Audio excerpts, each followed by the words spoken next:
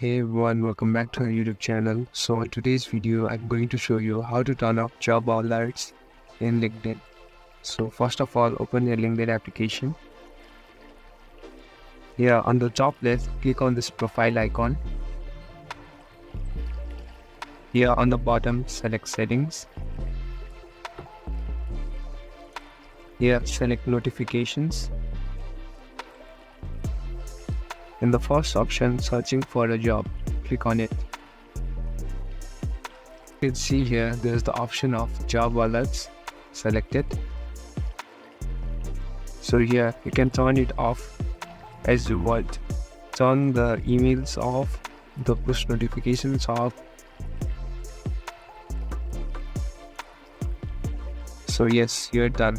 So this is the easiest and fastest way to turn off job alerts in LinkedIn. Thank you for watching.